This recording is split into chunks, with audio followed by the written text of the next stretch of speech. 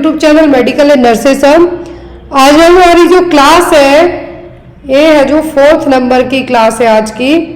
आज की इस क्लास में हम जितने भी क्वेश्चंस सॉल्व करने वाले हैं, यहाँ पे एडिट नहीं हो पाया था, तो ये क्वेश्चन उन लोगों के लिए हेल्पफुल है जिनका अपकमिंग आने वाले टाइम में राजस्थान की डेट दे दी गई है, NHM की भी डेट और CHO की, क्योंकि CHO का जो पहले पेपर हुआ था आई थिंक अगस्त में, वो कैंसिल कर दिया गया है। दोबारा से री एग्जाम होने वाला है क्योंकि पेपर लीक हो गया था अकॉर्डिंग टू सोर्सेस के।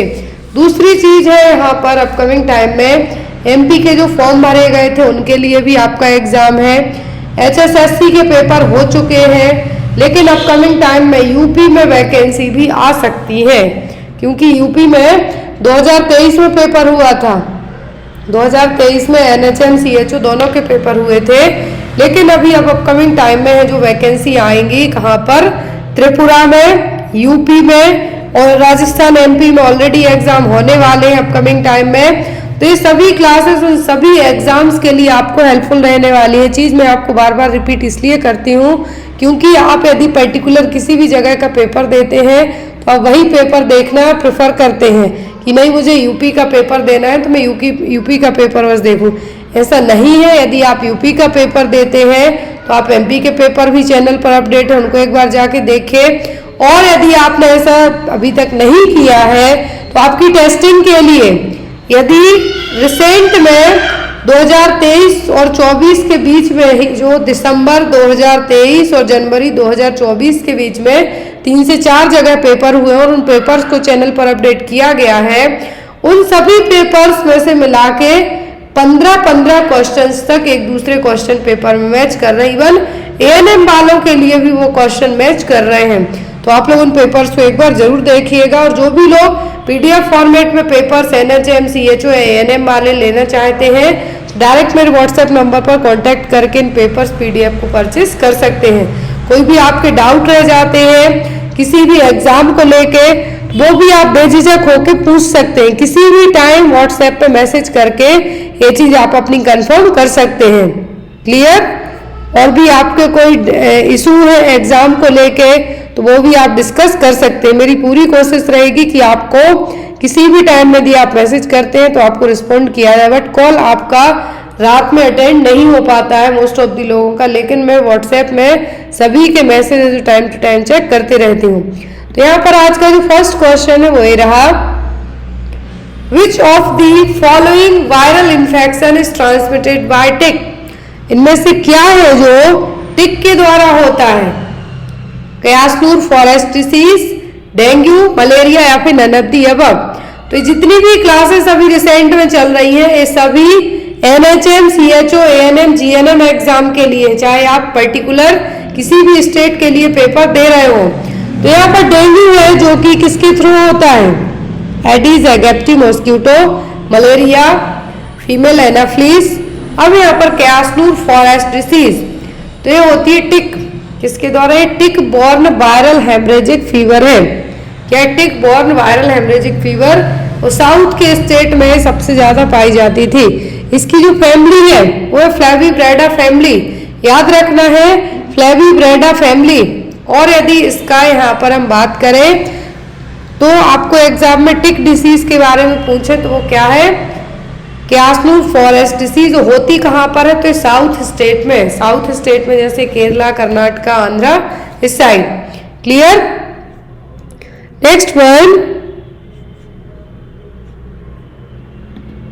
The equipment used in the examination of year. तो ईयर एग्जामिनेशन के लिए कौन सा इक्विपमेंट यूज किया जाएगा? लैरिंगोस्कोप, ऑप्थेल्मोस्कोप, प्रोक्टोस्कोपी या फिर ऑटोस्कोपी? कौन सा इंस्ट्रूमेंट यूज किया जाएगा ईयर एग्जामिनेशन के लिए? तो ईयर एग्जामिनेशन के लिए जो इंस्ट्रूमेंट यूज होगा वो होगा ऑटोस्कोप। क्या होगा? ऑटोस्कोप। लैरिंग्स के लिए होगा लैरिंगोस्कोप। क्या होगा? Era laryngoscope. एग्जाम में इसकी ब्लेड्स पूछी जाती हैं। वही generally laryngoscopy is endoscopy of the larynx, जिसमें a part of the throat, जो थ्रोट का एक आपका पार्ट है लैरिंग्स, इसको विजुअलाइज करने के लिए लैरिंगोस्कोप यूज किया जाएगा।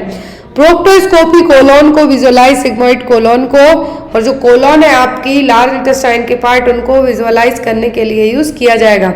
ऑप्थेल्मोस्कोप आंखों के लिए, किसके लिए? आंखों के लिए रेटिना को इंस्पेक्ट करने के लिए यूज किया जाएगा। ये रहा ऑटोस्कोप। नाउअडेज 1 मंथ से मेरा जो ईयर प्रॉब्लम थी उसमें कई बार यूज किया गया है और आपने हॉस्पिटल में देखा ही होगा। तो यहाँ पर ऑटोस्कोप से क्या चेक किया जाएगा कि जो आपका मिडिल ईयर है, outer ear, middle ear, inner ear में क्या प्रॉब्लम्स है वो यहाँ पे विजुअलाइज करने के लिए यूज किया जाएगा। ये जो बाहरी पार्ट है डॉक्टर आपके कान में इंसर्ट करेंगे और यहाँ बैक साइड में कैमरा होता है जहाँ पे विजुअली प्रॉपर चीजें दिखाई देंगी। तो कानों के लिए जो इक्विपमेंट पूछा है ईयर एग्जामिनेशन के लिए क्या होगा? Otoscope. Clear? Next one, the abnormal dilatation of the wall of an artery is referred as. तो एबनॉर्मल डायलिटेशन हो जाए यदि आर्टरी की वॉल तो ये क्या कहलाएगा? एन्यूरिज्म, हर्निया, फ्लेवाइटिस या फिर नन ऑफ द अबव। फ्लेवाइटिस का मतलब है वेन्स में इन्फेक्शन, इन्फ्लेमेशन होना। हर्निया का मतलब है वल्जिंग, किसी भी जो वीक पोर्शन है वहां पर कोई दूसरे ऑर्गन का आके वल्ज हो जाना। अब डायलेट होना एब्डोमिनल जो डायलेट होना आर्टरी की वॉल का वो क्या कहलाएगा? एन्यूरिज्म। क्या कहलाएगा? एन्यूरिज्म। इस तरीके से जो वीक पॉइंट है यहाँ पर ये आर्टरी आके क्या हो जाए, दूसरी जगह जाकर एक सैक टाइप से बना ले, पाउच टाइप का बना जाए तो ये क्या कहलाएगा? Aneurysm. Clear? Next one, excessive alcohol use while warfarin therapy leads to. तो यदि थेरेपी एंटीकोगुलेंट एजेंट है उस पर लेकिन साथ में अल्कोहल यूज कर ले तो क्या होगा? Decreased anticoagulation effect, increased anticoagulation effect, increased vitamin K absorption F none of the above. Excessive alcohol use while warfarin, warfarin लेते टाइम यदि अल्कोहल ले ले तो एंटीकोगुलेशन का इफेक्ट क्या होगा? बढ़ जाएगा। Alcohol can cause your body to make fewer platelets than normal. यदि आप शराब पीते हैं तो उसके दुष्परिणाम सबको पता है, लेकिन उसके साथ साथ आप यदि वारफरिन ले रहे हैं तो ये क्या करेगा? आपकी बॉडी में जाके जो प्लेटलेट काउंट है नॉर्मल की जगह एज कंपेयर टू नॉर्मल के कम बनाएगा। और जब आपकी बॉडी में प्लेटलेट्स तो ब्लड क्लॉटिंग में हेल्पफुल रहती है तो इन्हीं ब्लड क्लॉटिंग में आपको क्या करेगा? इंटरफेयर करने का काम करेगा और आपको ब्लीडिंग होने के रिस्क ज्यादा होंगे। तो यहाँ पर आपका आंसर क्या होगा? Increased anticoagulant effect. Next one, the goal health for all by 2000 AD was noted in world health assembly in the year. तो हेल्थ फॉर ऑल जो 2000 AD है हेल्थ असेंबली में कब लिया गया था? 1978, 1945, 1991 या फिर 1979 में कब लिया गया था? तो ये आया था आपका 1978 में। इसी टाइम पर प्राइमरी हेल्थ केयर भी लाई गई थी, ये भी याद रखना है, health for all 2000 AD। Next है MTP does not allow termination of pregnancy after. A question बहुत एग्जाम में आता है आपके कि जो medical termination of pregnancy act है इसके तहत कितने वीक की प्रेगनेंसी को ही टर्मिनेट किया जा सकता है? 30, 20, 24 या फिर 28। तो यहाँ पर MTP एक्ट के तहत ओनली विद इन 20 वीक्स की प्रेगनेंसी को टर्मिनेट करने की परमिशन है, आफ्टर 20 वीक के नहीं। तो यहाँ पर क्वेश्चन में यही पूछा गया है कि जो medical termination of pregnancy act है इसके तहत कितने वीक के बाद की प्रेगनेंसी टर्मिनेट नहीं की जा सकती है? तो वह 20 हफ्तों की प्रेगनेंसी। MTP एक्ट के तहत 1971 में जो MTP एक्ट आया था इसके तहत 20 वीक की प्रेगनेंसी को ही टर्मिनेट किया जा सकता है। लेकिन जो MTP एक्ट अमेंडमेंट एक्ट आया था उसमें कुछ परमिशन दी गई 24 वीक्स की, लेकिन वो कुछ अलग क्राइटेरिया और अलग केसेस के साथ में। Clear? Next one, according to Maslow hierarchy of needs the highest level is. तो मास्लो की जो हायरार्की नीड्स थ्योरी है इसके अकॉर्डिंग हाईएस्ट नीड कौन सी है? Physiological, safety, security, love, affection या फिर सेल्फ एक्चुअलाइजेशन। तो फिजियोलॉजिकल तो आपकी प्रायोरिटी नीड में आएगी, जो बेसिक नीड है उसमें आएगी। हाईएस्ट मतलब हायरार्की का जो ट्रायंगल शेप है तो उसमें सबसे टॉप पे आएगा आपका क्या? Self actualization. क्या होगा? Self actualisation. बेसिक नीड्स में आएगी सेफ्टी और फिजियोलॉजिकल नीड्स। साइकोलॉजिकल में आपकी सेल्फ स्टीम और बिलोंगिंगनेस आएगा। और जो सेल्फ फुलफिलमेंट नीड्स होंगी वो टॉप पर होंगी, वो होगी सेल्फ एक्चुअलाइजेशन। क्लियर? ये आपको या तो एग्जाम में जो मास्लो की हायरार्की नीड्स थ्योरी दी किसने है, तो ये दी अब्राहम मास्लो ने। अब यहाँ पर इसकी जो थ्योरी ऑफ की जो नीड्स है, अकॉर्डिंग टू नीड्स के प्रायोरिटी बढ़ती जाएंगी। बेसिक नीड होगी फिजियोलॉजिकल नीड में फूड, वाटर, वार्मथ, रेस्ट। दूसरी होगी सेफ्टी नीड्स, जिसमें सिक्योरिटी, सेफ्टी होगा। बिलोंगिंगनेस आएगा, फिर इंटीमेट रिलेशनशिप्स होंगे, दोस्त होंगे आपके। स्टीम नीड्स में आपकी प्रेस्टीज, आपकी फीलिंग, क्या चीज़ें आप अचीव करते हुए आएगा, और सेल्फ एक्चुअलाइजेशन आपकी टॉप पे आएगी। हो जाते हैं, अपने खुद के बाल नोचना स्टार्ट कर देते हैं, वो कंडीशन कहलाती है ट्राइकोटोक्लोमेनिया। और ये क्वेश्चन यूपीपीएससी के एग्जाम में आ चुका है। यूपीपीएससी में अभी तक 3 या 4 बार पेपर हो चुका है। 3 बार की आंसर की तो आपको चैनल पर ही अपडेटेड मिल जाएगी। 2017, 21 एंड 22 में 22 में 2 बार पेपर हुआ है, तो वो आंसर की आपको चैनल पर मिल जाएगी। तो आप लोग जाके एक बार जरूर चेक करना कि यहाँ पर जो ट्रिक्टोक्लोमेनिया है, इसमें बच्चे अपने खुद के बाल क्यों खींचेंगे, या तो जब वो बहुत परेशान होंगे या फिर ADHD वाले बच्चे होंगे, तो यहाँ पर वो क्या है, ट्राइकोटोक्लोमेनिया। आज का जो फर्स्ट क्वेश्चन है वो हम जीके से स्टार्ट करेंगे, क्योंकि बुक्स के ऑथर के नाम आपको जरूर आते हैं एग्जाम में, और जब जो फेमस बुक आती हैं उनके नाम तो यूपीपीएससी के एग्जाम में जरूर आते हैं और नॉर्सेट में आते हैं, बाकी एनएचएम के एग्जाम्स में रेयरली ही आते हैं। क्वेश्चन है यहाँ पर, who is the author of the book titled the India way strategies for an uncertain world. Book का नाम है यहाँ पर the India way strategies for an uncertain world. इस बुक के ऑथर कौन है? नरेंद्र मोदी, S जयशंकर, अरुण जेटली या फिर रघुराम राजन। रघुराम राजन RBI के गवर्नर रह चुके हैं। अरुण जेटली पहले फाइनेंस मिनिस्टर रह चुके हैं, अभी वो अब नहीं है, यहाँ पर उनकी डेथ हो गई 1 या 2 साल पहले। S जयशंकर रिसेंट में एक्सटर्नल अफेयर मिनिस्टर है इंडिया के। नरेंद्र मोदी प्राइम मिनिस्टर है। अब बताइए कि बुक का नाम है India way strategies for uncertain world. इसको लिखे हुए में भी 1 साल से ज़्यादा का टाइम हो गया है, और इस बुक के ऑथर हैं S जयशंकर। कौन है? S जयशंकर बुक के ऑथर हैं। और S जयशंकर कौन है? रिसेंट में जो विदेश मंत्रालय के मंत्री के नाम से या तो आप याद रख लें, यदि इससे याद रहे, या फिर एक्सटर्नल अफेयर मिनिस्टर हैं। Next is the normal range of clotting time by capillary tube method is. तो कैपिलरी ट्यूब मेथड से जब आप क्लॉटिंग टाइम चेक करते हैं तो नॉर्मल रेंज कितनी होगी? 2 से 8 मिनट, 24 से 48 घंटे, 2 to 8 सेकेंड, या फिर 12 to 18 आवर। तो क्लॉटिंग टाइम आपको चेक करना है, वो भी कैपिलरी ट्यूब मेथड से। किससे? कैपिलरी ट्यूब मेथड से क्लॉटिंग टाइम चेक करते हैं आप। तो कितना हो? कैपिलरी ट्यूब मेथड में क्या होगा कि जो कैपिलरी ट्यूब ली जाएगी और डायरेक्ट आपकी स्किन पे प्रिक किया जाएगा, तो जो ब्लड आएगा आपका वो निकाल के उस जो कैपिलरी ट्यूब है उसमें जाएगा। आफ्टर दैट आप वो ट्यूब तोड़ के देखेंगे तो कितने टाइम के अंदर वहाँ पे क्लॉट बन जाता है, वो चीज़ चेक की जानी है। वो यहाँ पर होता है 2 to 8 मिनट तक। कितना? 2 से 8 मिनट तक का टाइम लग सकता है। देखिए, after the prick blood will automatically stuck in the capillary. जैसे ही ब्लड को आप प्रिक करने के लिए कैपिलरी वो करेंगे तो ब्लड अपने आप सक हो जाएगा इसमें, क्योंकि वो क्या हॉलो ट्यूब टाइप से रहेगी, ब्लड सक होगा। आफ्टर दैट आप इसको तोड़ के देखेंगे तो यहाँ पर ब्लड क्लॉट जमता है या नहीं, ये चीज़ आपको पता चल जाएगी 2 to 8 मिनट के अंदर। तो ये मेथड में कितना ड्यूरेशन लगा है कैपिलरी ट्यूब में क्लॉटिंग टाइम में, तो होगा 2 से 8 मिनट तक। Next is most commonly perform test for assessing the adequacy of sperm is. तो एडिकेसी ऑफ स्पर्म मतलब स्पर्म एडिकेट है या नहीं, तो इसके लिए यहाँ पर कौन सा टेस्ट यूज किया जाएगा? स्पर्म मोटिलिटी, स्पर्म मॉर्फोलॉजी, सीमेन वॉल्यूम, या फिर स्पर्म काउंट।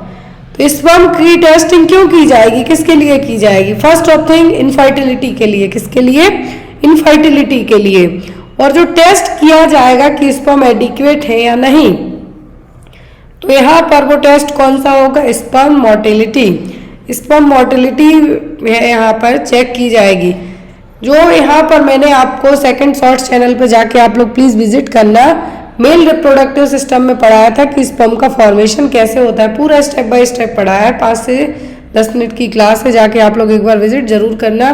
क्या क्या मिक्स होके स्पर्म में सीमेन में जाएगा कि जब वो स्पर्म एक तरीके से पेनिट्रेट करेगा जब ओवा को, तो कितना मैच्योर होना चाहिए, कितना अमाउंट होना चाहिए, कितने दिन में मैच्योर होगा, सब चीज़ें पढ़ाई गई हैं। उसकी लिंक मैं इसी क्लास के डिस्क्रिप्शन बॉक्स में दे दूंगी, तो आप जाके एक बार विजिट जरूर करना।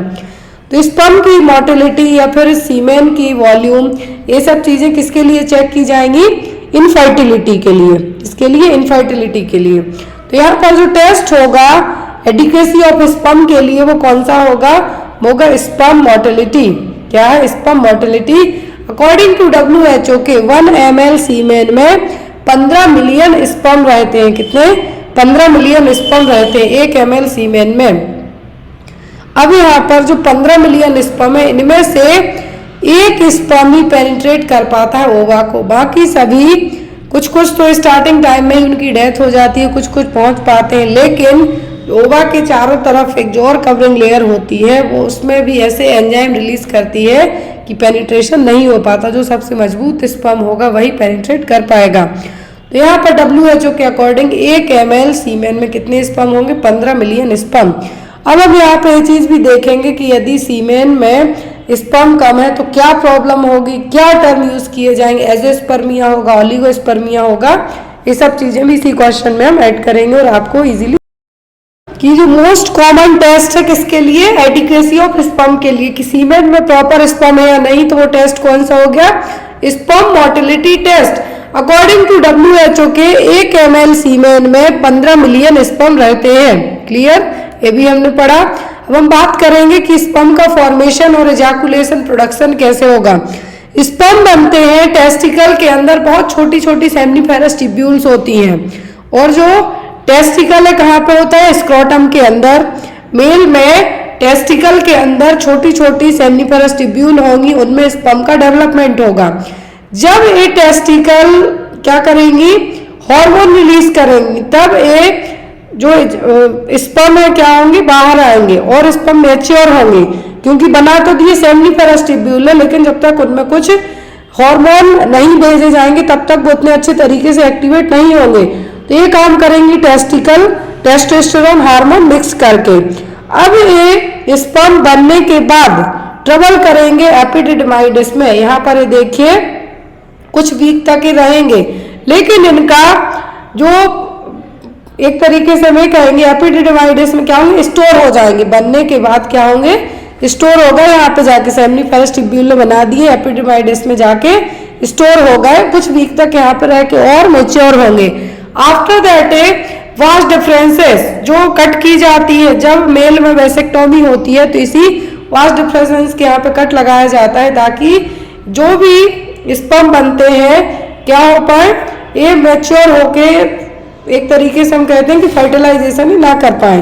तो ये यहाँ पर माइग्रेट होंगे वास्ट डिफरेंसेस के थ्रू। अब यहाँ पर सेमिनल ग्लैंड होती है जो कि कुछ फ्लूइड बनाएगी, नरिश करेगी, किसको, सीमेन रिलीज करेगी, कुछ फ्लूइड भी निकालेगी, और इसी में मिक्स होके क्या होंगे, सेमिनल फ्लूइड हो गया, कुछ फ्लूइड प्रोस्टेट ग्लैंड रिलीज करेगी, प्रोस्टेट फ्लूइड और सेमिनल फ्लूइड मिलके सीमेन बनाएंगे, और इसी सीमेन में स्पर्म जाएंगे, और जब इजाकुलेशन होगा यूरेथ्रा के थ्रू तो सीमेन में मिक्स होकर स्पर्म बाहर निकल जाएंगे। तो ये तो स्पर्म का बनना कैसे इजाकुलेट हो गया। अब यहाँ पर स्पर्म में भी प्रॉब्लम होती है, जो आपने फर्टिलिटी पढ़ी है, सॉरी इनफर्टिलिटी। फर्टिलिटी का मतलब तो है कि आप एबल हैं बच्चा पैदा करने में, कंसीव करने में, लेकिन इनफर्टिलिटी का मेन रीजन होता है मेल में कुछ प्रॉब्लम होना, फीमेल में कुछ प्रॉब्लम होना। मेल हो सकता प्रॉपर स्पर्म नहीं बना पा रहे हैं, या फिर बन रहे हैं तो उनकी काउंटिंग अच्छी नहीं है जितना जरूरी है कंसीव करने के लिए। तो 40% तक मेल रिस्पॉन्सिबल होते हैं और 40% तक फीमेल। मोस्ट ऑफ दी आपने स्टेट में देखा होगा कि सबसे ज्यादा जो इनफर्टिलिटी से लोग जूझते हैं वो जो गर्म वाली जगह है, जैसे मान लीजिए राजस्थान हो गया, वहाँ का टेम्परेचर बहुत हाई जाता है, तो वहाँ पे भी इनफर्टिलिटी के केसेस मोस्टली देखने को मिलेंगे। यहाँ पर मेल में इनफर्टिलिटी की हम बात कर रहे हैं कि मेल में इनफर्टिलिटी का रीजन क्या हो सकता है। एक हो सकता है एजोस्पर्मिया, दूसरा ओलिगोस्पर्मिया। मेन तो स्पर्म का ही खेल है। तो यहाँ पर एजोस्पर्मिया में क्या होगा कि 0 स्पर्म काउंट होगा, सीमेन रहेगा लेकिन उसमें स्पर्म नहीं रहेंगे, तो उस कंडीशन को कहा जाता है इजोस्पर्मिया। दूसरा है ओलिगोस्पर्मिया, मतलब जो काउंटिंग होनी चाहिए, जो WHO के अकॉर्डिंग जो नॉर्मल 1 ml सीमेन में 15 मिलियन स्पर्म तक होने चाहिए, लेकिन ऐसा नहीं होगा। क्या होगा? ऐसा नहीं होगा किसमें? ओलिगोस्पर्मिया में। तो यहाँ पर जो आपका ओलिगोस्पर्मिया क्या है? लेस देन 15 मिलियन पर ml, 15 मिलियन पर ml स्पर्म काउंट से भी कम होना वो ओलिगोस्पर्मिया। अब यहाँ पर इन दोनों के रीजन भी अलग अलग हैं। तो एजोस्पर्मिया में तो सीमेन में स्पर्म ही नहीं रहेंगे, सीमेन है लेकिन स्पर्म नहीं है, तो वो हो गया एजोस्पर्मिया। ओली का मतलब ही होता है कि कम होना। तो एजोस्पर्मिया का जो मेन रीजन है, हमने जस्ट अब भी पढ़ा कि जो स्पर्म का प्रोडक्शन है कैसे होगा, कैसे सीमेन मिक्स होके इजैकुलेट करेगा। तो एजोस्पर्मिया में क्या होगा कि सीमेन तक तो बनेगा, लेकिन हो सकता है सेमिनिफेरस ट्यूब्यूल में कुछ ब्लॉकेज हो, या फिर एपिडिवाइडिस में कुछ ब्लॉकेज हो, या फिर वास डिफरेंसेस में कुछ प्रॉब्लम हो, जिसके कारण जो स्पर्म बने हैं वो इजैकुलेशन के टाइम तक नहीं आ पाएंगे। अब ऑब्स्ट्रक्टिव भी हो सकता है, जो मैंने बताया कि कुछ ऑब्स्ट्रक्शन के कारण, नॉन ऑब्स्ट्रक्शन में यही कि बनेंगे ही नहीं। फिर इसका रीजन क्या है कि जो रिप्रोडक्टिव ट्रैक्ट है, मैंने आपको बताया एपिडिवाइडिस में कुछ ब्लॉकेज हो सकता है, वास डिफरेंसेस में हो सकता है, कुछ सेक्सुअली ट्रांसमिटेड डिसीज के कारण हो सकता है, या फिर टेस्टोस्टेरोन हार्मोन ही ना प्रॉपर बने, या फिर जो इजैकुलेटरी डक्ट है उसमें ऑब्स्ट्रक्शन होगा, जिसके कारण स्पर्म है जो बनेंगे नहीं, बनते हैं तो बाहर नहीं आ पाएंगे। ट्रीटमेंट में इसका यही है कि सर्जरी की जाएगी, हार्मोनल रिप्लेसमेंट थेरेपी दी जाएंगी, आपकी लाइफस्टाइल को चेंज किया जाएगा। हो सकता है आप बहुत ज़्यादा स्ट्रेस में, हो सकता है आप शराब पीते, हो सकता है कुछ ड्रग्स लेते हो, तो इन सब चीज़ों से मॉडिफाई करके आपकी इनफर्टिलिटी को ट्रीट किया जा सकता है, जो एजोस्पर्मिया के कारण हुई है। दूसरा आता है ओलिगोस्पर्मिया, सीमेन है लेकिन इसमें स्पर्म का काउंट बहुत ही कम है, जो प्रेगनेंसी कंसीव करने के लिए प्रॉपर नहीं है। माइल्ड में थोड़ा कम, मॉडरेट में थोड़ा कम और सीवियर में है ही नहीं, स्पर्म ही नहीं है। कॉज इसमें भी स्मोकिंग हो सकता है, आपका स्ट्रेस हो सकता है, हार्मोनल इम्बैलेंस हो सकता है, कुछ जेनेटिक्स प्रॉब्लम भी हो सकती है। इसमें भी वही सेम ट्रीटमेंट होगा कि मेडिसिन दी जाएंगी, यदि कुछ ब्लॉकेज वगैरह है तो उसको सर्जरी के थ्रू ट्रीट किया जाएगा, ये सब चीजें आएंगी।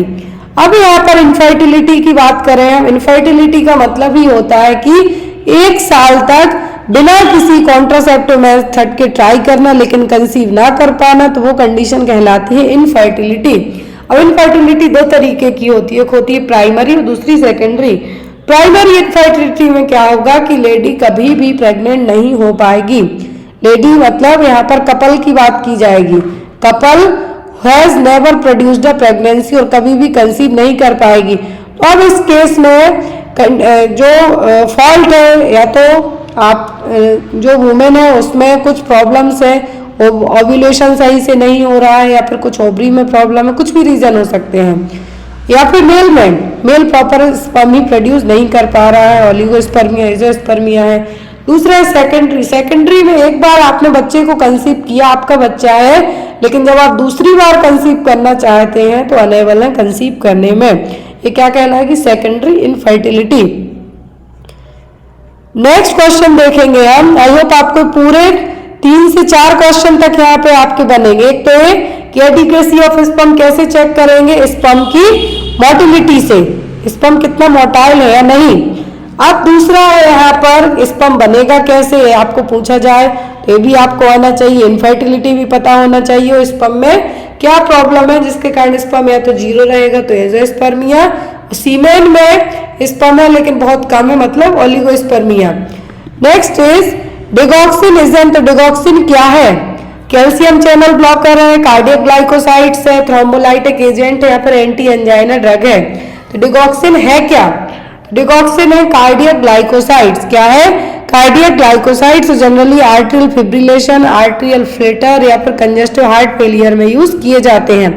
कार्डियक ग्लाइकोसाइड्स ऐसी ड्रग्स होती हैं जो हार्ट के कॉन्ट्रैक्शन से उनको बढ़ाएंगी, ताकि रेट ऑफ कॉन्ट्रैक्शन है घटे, लेकिन फोर्स ऑफ कॉन्ट्रैक्शन बढ़ाने का काम करेंगे कार्डियक ग्लाइकोसाइड। डिगॉक्सिन आपको एक और आता है कि विथहेल्ड कब करना है, तो तो जब पल्स रेट यदि विथ हेल्ड की बात करें तो विथ हेल्ड कब करना है डिगॉक्सिन, जब बिलो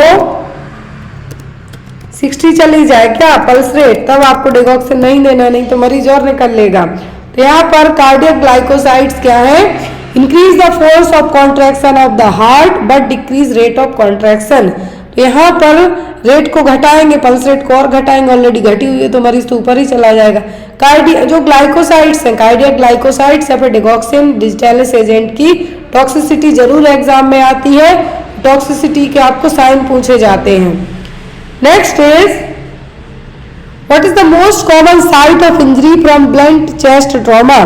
तो ब्लंट चेस्ट ट्रॉमा का मतलब कोई भी शार्प ऑब्जेक्ट आपके चेस्ट में जाके धंस जाए। मूवीज में आपने देखा होगा कि कुछ भी शार्प है जो चाकू आर के पार कर दी चेस्ट के, या फिर कुछ भी हार्ड आइटम रॉड वगैरह हो गई तो वो है blunt chest trauma. Most common site injury क्या होती है, अओर्टा, एसबीसी, लेफ्ट वेंट्रिकल या फिर राइट वेंट्रिकल। क्या है, तो ब्लंट चेस्ट ट्रॉमा के लिए साइट है जहां पे सबसे ज्यादा इंजरी होने का रिस्क रहता है वो होता है राइट वेंट्रिकल।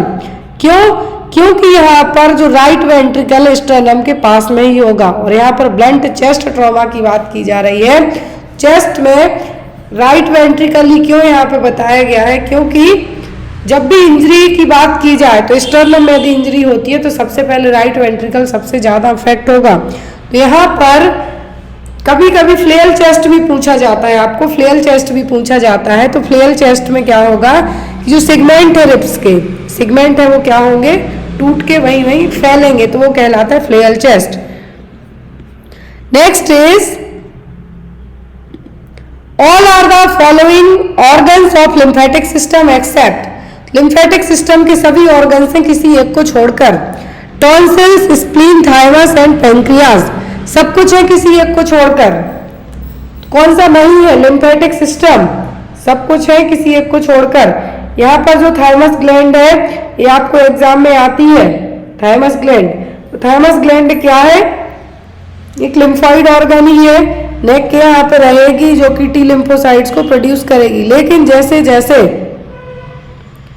जैसे जैसे आपकी उम्र बढ़ेगी वैसे वैसे थाइमस ग्लैंड विलुप्त होती जाएगी। ये भी आता है कौन सी ग्लैंड है, एज के साथ साथ अपने आप है जो विलुप्त हो जाएगी, तो वो है थाइमस। तो यहाँ पर टॉन्सिल्स है, स्प्लीन है, थाइमस है, सभी लिम्फेटिक ऑर्गन है, लेकिन पेंक्रियाज नहीं है। क्या है, पेंक्रियाज नहीं है।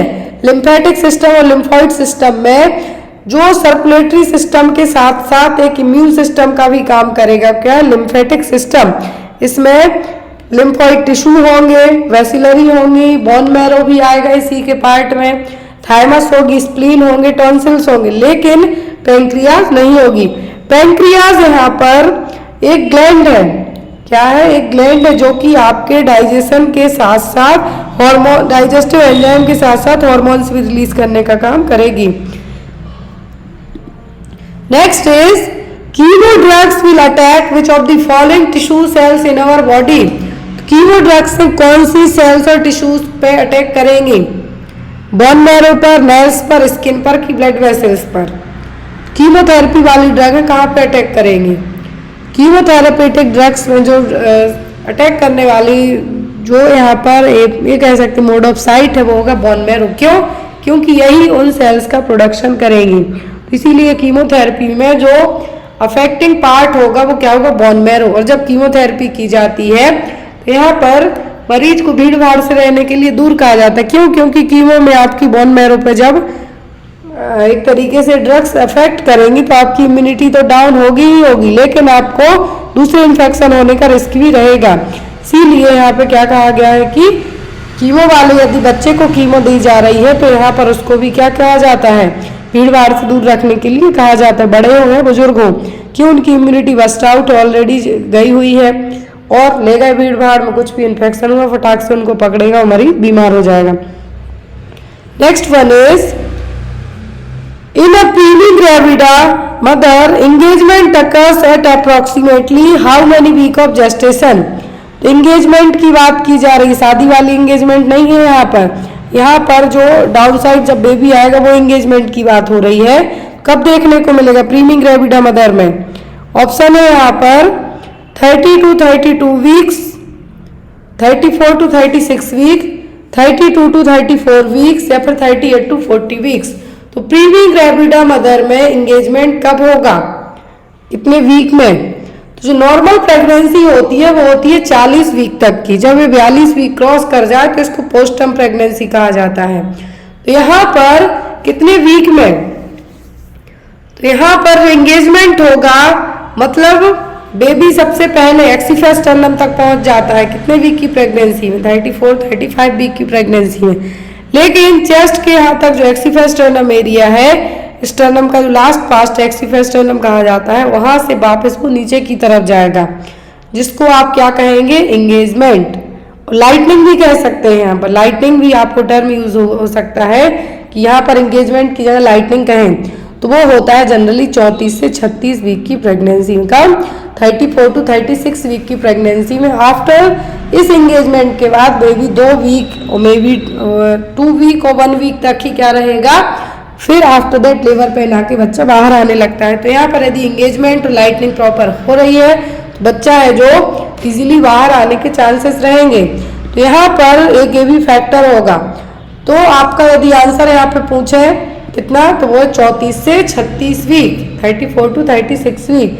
अब यहाँ पर यदि आप टर्म प्रेगनेंसी की बात करें, टर्म प्रेगनेंसी होती है 37 वीक्स की। प्री टर्म की बात करें आप, प्री टर्म होती है बिफोर यदि 37 वीक के, क्या है, बिफोर 37 वीक्स के हो जाए तो वो प्री टर्म बेबी होते हैं, वो कहलाते हैं प्री टर्म बेबी। तो यहाँ पर पोस्ट टर्म यदि बात करें तो पोस्ट टर्म में 42 वीक्स के बाद यदि डिलीवरी होती है आफ्टर, सॉरी यहाँ पे आफ्टर आएगा, तो जो आफ्टर 42 वीक्स है वो किस में जाएगा, आपका पोस्ट टर्म में। Next is common complication after perforation of appendix. तो अपेंडिक्स का कॉमन कॉम्प्लिकेशन क्या है, यदि अपेंडिक्स परफोरेट हो जाए मतलब बस्ट आउट हो जाए तो क्या होगा, पेरिटोनाइटिस, इंटेस्टाइनल ऑब्स्ट्रक्शन, हेमरेज या फिर पेल्विक इन्फ्लेमेटरी डिसीज। क्या देखने को मिलेगा, यदि अपेंडिक्स परफोरेट हो जाए, परफोरेट का मतलब है बस्ट हो जाए वहीं पर। अपेंडिसाइटिस में क्या होगा, इन्फेक्शन ही अपेंडिक्स का, यदि वही इन्फेक्शन बस्ट हो गया तो क्या कंडीशन कहलाएगी, परफोरेट। परफोरेशन और इन्फेक्शन फैलेगा जो पेरिटोनियम है, क्या है, पेरिटोनियम, उसमें इन्फेक्शन सबसे पहले होगा। कॉमन कॉम्प्लिकेशन क्या है अपेंडिसाइटिस का, यदि अपेंडिक्स बस्ट होती है तो जो आपके एब्डोमेन की लाइनिंग है जिसको पेरिटोनियम कहेंगे वो सबसे पहले इन्फेक्टेड होगी और वो कंडीशन कहलाएगी peritonitis. Next is correct regarding fontanelles. तो यहाँ पर फॉन्टेनल को लेके सही पॉइंट क्या है, ऑप्शन में है anterior fontanelle closed at 18 month of age, posterior fontanelle closed at 6 to 8 weeks of age, anterior fontanelle is known as bregma and posterior is lambda या फिर ऑल ऑफ दी अबव। तो ये आपके anterior posterior fontanelle से exam में question आते हैं, तो ये आपका पूरा फॉन्टेनल एंटीरियर पोस्टीरियर दोनों कवर हो गया। यहाँ पर एंटीरियर फॉन्टेनल क्लोज होते हैं बाद में, जो पोस्टीरियर है पहले क्लोज हो जाते हैं, इसको ऑक्सीपिट फॉन्टेनल भी कहेंगे। ये 6 से 8 वीक के जब बच्चे की उम्र होती है उसी वीक में क्लोज हो जाते हैं। और एंटीरियर फॉन्टेनल 18 महीने तक का, इतना 18 महीने या फिर 1.5 साल तक का टाइम लग जाता है। एंटीरियर फॉन्टेनल ब्रैगमा शेप के होते हैं जबकि पोस्टीरियर लैम्ब्डा शेप के। यहाँ पे देखिए तो आंसर आपका ऐसे केस में सभी होगा, ऑल ऑफ दी अबव। तो यहाँ पर पोस्टीरियर फॉन्टेनल का जो नाम है वो कहलाता है ऑक्सीपिट फॉन्टेनल। क्या है, ऑक्सीपिट फॉन्टेनल। पोस्टीरियर फॉन्टेनल को लैम्ब्डा कहा जाता है क्योंकि जो आपने फिजिक्स पढ़ी है उसमें लैम्ब्डा जो एक, यहाँ पर हम ये कहेंगे नंबरिंग टाइप से रहेगा तो उसी शेप में रहेगा, लैम्ब्डा शेप में, इसलिए इसको लैम्ब्डा कहा जाता है।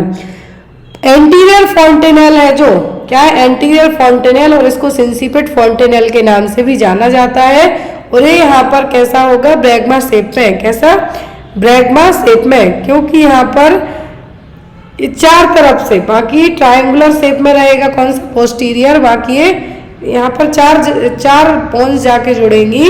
यहाँ पर एक कैसा है, ये है यहाँ पर सिंसिपोट या फिर ब्रैगमा शेप में। एंटीरियर फॉन्टेनल कहाँ का जंक्शन है, सजाइकल कोलोनल फ्रंटल सूचर का। एंटीरियर में क्या है, सेजाइटल, फ्रंटल और कोरोनल सूचर, ये 3 सूचर मिलके बनाएंगे एंटीरियर को। पोस्टीरियर कहाँ पर है? लैम्बडॉइडल और सेजाइटल सूचर का। कहाँ का? लैम्बडॉइडल और सेजाइटल सूचर का। जो सूचर क्या है? जहां पर 2 बोन्स आके मिल जाएंगी। क्या है? 2 बोन्स आके मिलेंगी, जो ब्रॉड किट डायमंड शेप में। एंटीरियर फॉन्टेनल कैसा होता है? डायमंड शेप में भी आप इसको कह सकते हैं, क्योंकि यहाँ पर डायमंड का शेप कैसा होता है? 4 यहाँ पे वो रहेंगे, इसीलिए यहाँ पर इसको क्या कहें? डायमंड शेप में भी कह सकते हैं। Next is congenital absence of ganglionic cells in the submucosal and mesenteric plexus of the distal intestine is known as congenital absence of ganglionic cells। तो जो आपकी ganglionic cells है वो यदि एब्सेंट रहे तो ये क्या कहलाएगा? पाइलोरिक स्टेनोसिस, हिरस्प्रिंग्स डिसीज या फिर intestinal obstruction. Congenital absence of ganglionic cells क्या कहलाएगा? एग्जाम में बहुत आता है। और गैंग्लियोनिक सेल्स कहाँ पे होती हैं? लार्ज इंटेस्टाइन का जो लास्ट पार्ट होता है वहां पर। यदि ये सेल्स एब्सेंट है तो बच्चे को क्या होगी? हिरस्प्रिंग्स डिसीज। और ये चीज चेक की जाती है यदि बच्चे ने डिलीवरी होने के बाद 48 आवर तक जो उसका फर्स्ट पासिंग स्टूल है मेकोनियम पास नहीं किया, तब इस चीज को चेक किया जाता है। मेकोनियम क्या है? ब्लैक कलर का जो स्टूल है बच्चे का वो मेकोनियम कहलाएगा। यदि डिलीवरी होने के बाद से लेके बच्चे ने 48 घंटे तक मेकोनियम पास नहीं किया तब डॉक्टर इस चीज के लिए असेस करेंगे। तो यहाँ पर क्या होगा?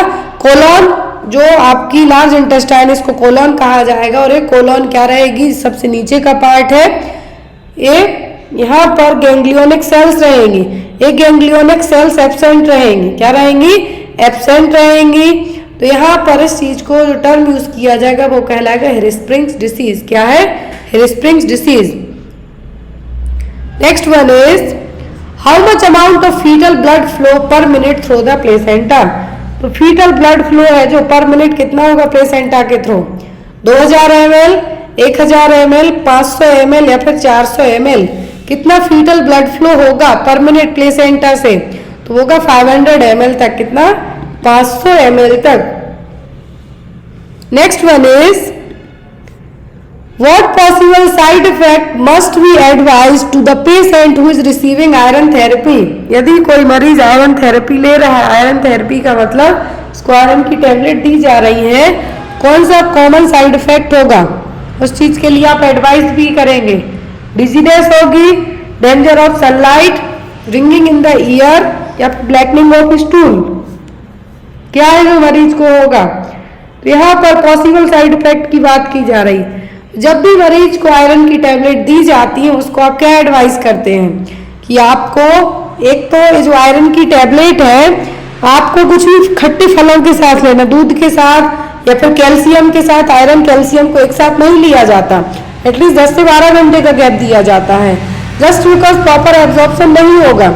आयरन सबसे अच्छा एब्जॉर्ब होता है खट्टे फलों के साथ, खट्टे जूस के साथ, नींबू के साथ, ऑरेंज जूस के साथ, मौसम्बी जूस के साथ। लेकिन यहाँ पर साथ में ये भी एडवाइस किया जाता है कि आपको टैबलेट खाने के बाद कॉन्स्टिपेशन तो होगा ही होगा, साथ में आपको ब्लैक कलर का स्टूल भी आएगा, तो आपको डरना नहीं है।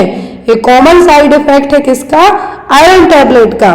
तो 2 चीजें जब भी आपके पेशेंट को आप आयरन टैबलेट के बारे में बताएं तो पहली कॉन्स्टिपेशन होगा, स्टूल का कलर ब्लैक होगा।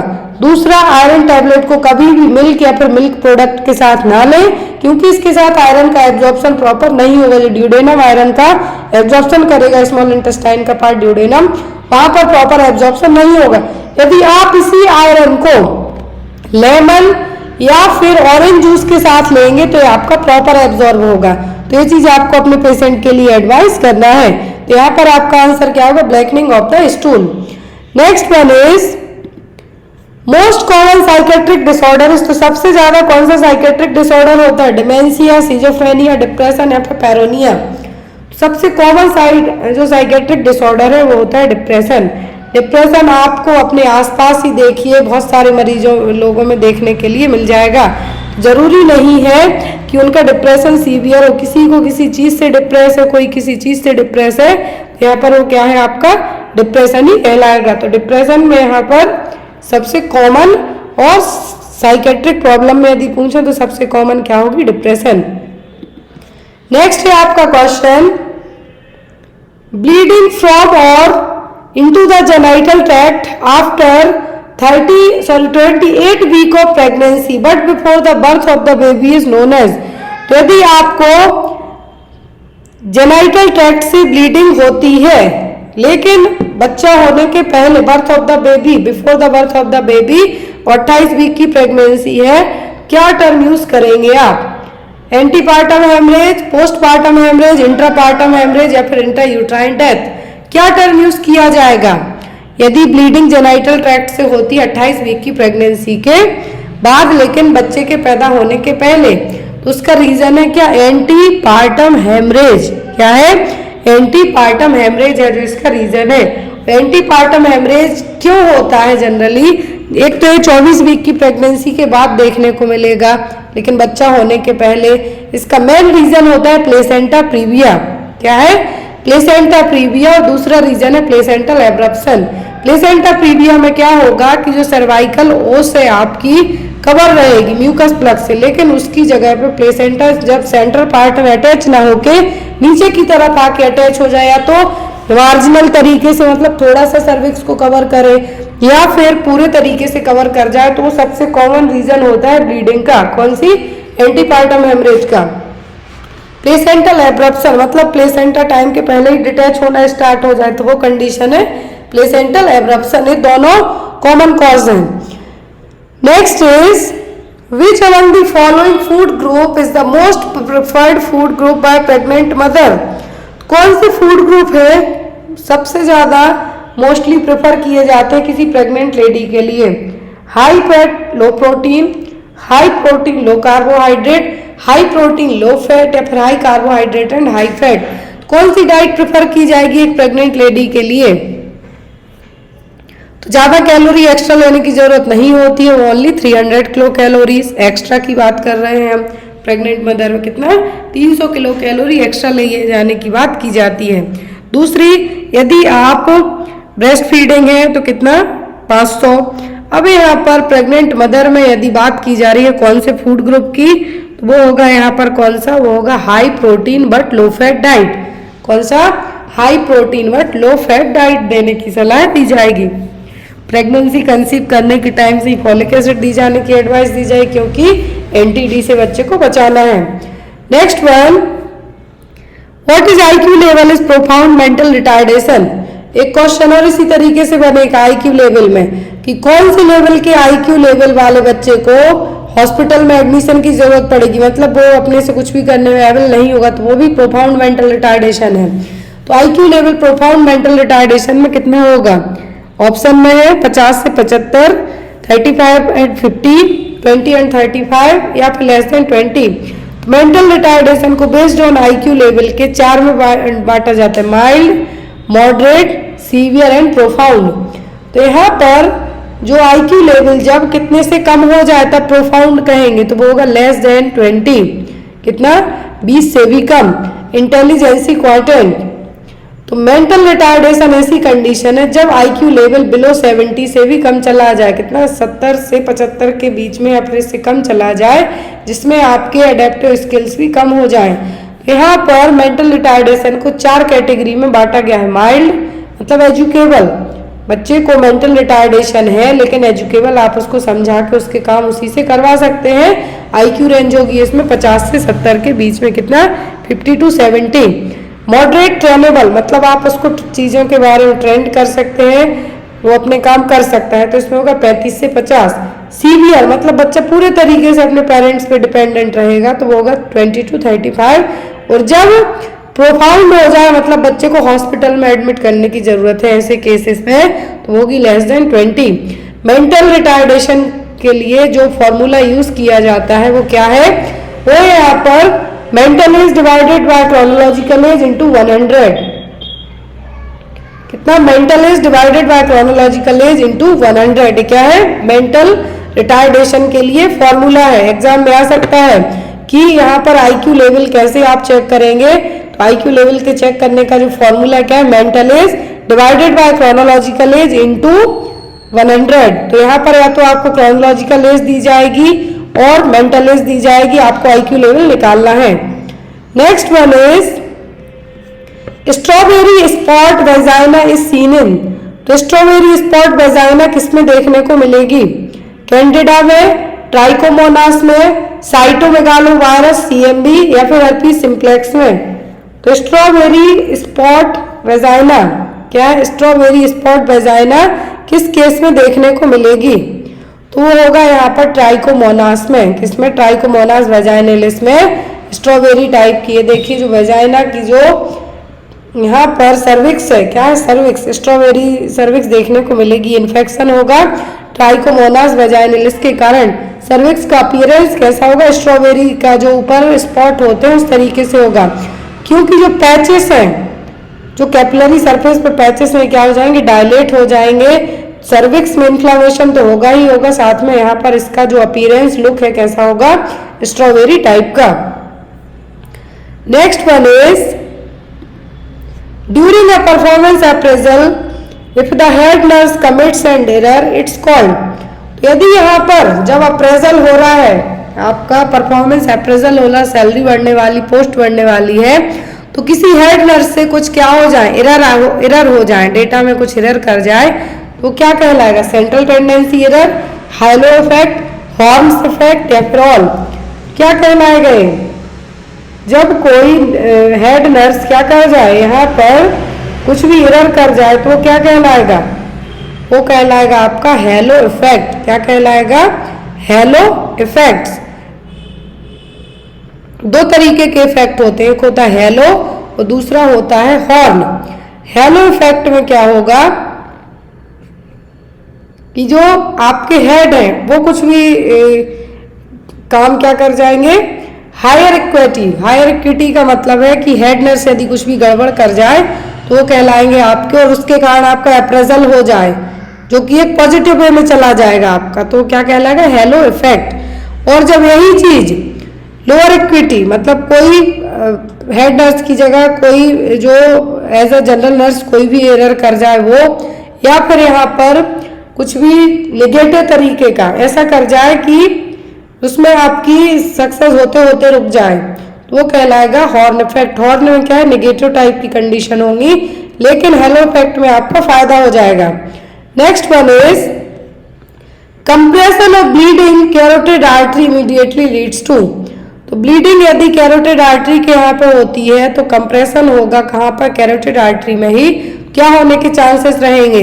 Loss of sense of smell, blindness, stroke या फिर डायरिया। बहुत इजी क्वेश्चन है। सबसे अच्छी चीज एक आता है आपको कि स्ट्रोक में कौन सी आर्टरी इफेक्ट होगी? हमें कैरोटिड आर्टरी। तो कैरोटिड आर्टरी में यदि ब्लीडिंग होती है तो क्या होने के चांसेस रहेंगे? स्ट्रोक होने के। किसके? स्ट्रोक होने के, क्योंकि यही कैरोटिड आर्टरी ब्रेन को ब्लड की सप्लाई करेगी मेनली। तो यहाँ पर कैरोटिड आर्टरी में यदि ब्लीडिंग होती है तो क्या होगा? Stroke. Next is policeman stiff hand is seen in. Policeman stiff hand किसमें देखने को मिलेंगे? एक्सिलरी नर्व इंजरी के कारण, अर्श पाल्सी, रिस्ट ड्रॉप या फिर नन ऑफ द अबव। तो यहाँ पर पुलिसमैन टिप, पीछे की तरफ हाथ करके जो टिप मांगी जाती है वो इसके लिए टर्म यूज किया गया पुलिसमैन टिप सेंड। तो यहाँ पर ये होता है जनरली कि कौन सी नर्व में इंजरी के कारण? ये होता है अर्श पाल्सी में। किसमें? अर्श पाल्सी में। तो यहाँ पर आपका आंसर क्या होगा? होगा Erb's palsy. Active flexion impossible because of paralysis of biceps, brachialis and brachioradialis. तो ये तीनों नर्व में क्या होगा? पैरालिसिस हुआ है। किसमें? बाइसेप्स, ब्रैकियोलिस और ब्रैकियोरेडियल्स में। इसके कारण पीछे की तरफ आपका हाथ है जो फ्लेक्शन रह जाएगा। तो इसके कारण ही यही कंडीशन यहाँ पर डेवलप होगी। पीछे की तरफ आपका जो हाथ रहेगा उसको कहेंगे पॉर्टर स्टिफ हैंड और policeman tips hand. In Weber test and Rinne test cranial nerve examined as. तो बेवर और रिने टेस्ट में कौन सी क्रेनियल नर्व का एग्जामिनेशन किया जाएगा? ऑप्शन में है आपका cranial nerve first, cranial nerve second, cranial nerve 8 या फिर क्रेनियल नर्व 7।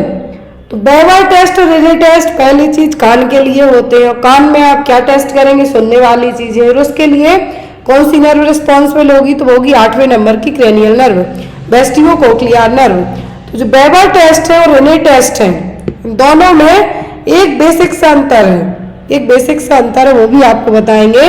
लेकिन पहले यहाँ पे हम बात करेंगे नर्व की। तो 8वें नंबर की क्रेनियल नर्व कौन सी है? वेस्टिबो cochlear nerve.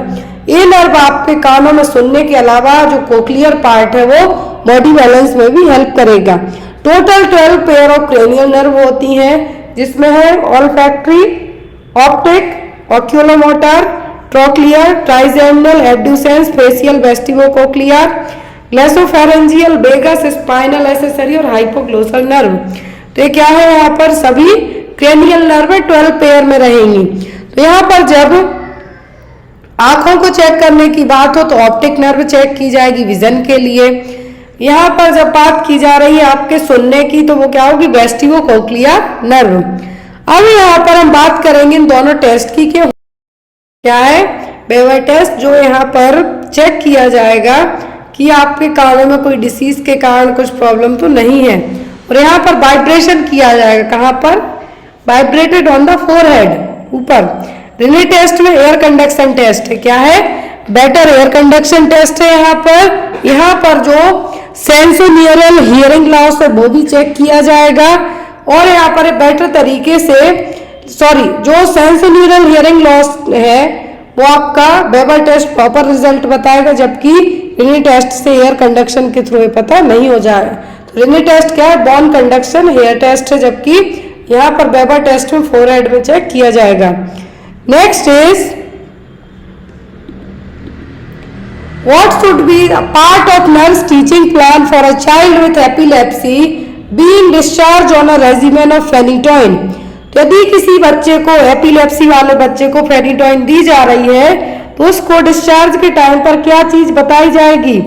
Drinking plenty of fruits, brushing teeth after each meals, having someone be with the child during walking hour, reporting signs of infection. Phenytoin drug of choice है किसके लिए? Epilepsy के लिए। एप्टोइन दी जा रही है, यहाँ पर फेनिटोइन दी जा रही है बच्चे को। क्या एडवाइस करेंगे आप बच्चे के लिए कि आपको मेडिसिन लेने के बाद क्या करना? ज्यादा पानी पीना है, दांत ब्रश करना है, अपने खाना खाने के बाद, हर एक मील के बाद आपको किसी को अपने साथ में लेके रहना है, और कोई इन्फेक्शन होता है तो वो साइन रिपोर्ट करना है। क्या करना है?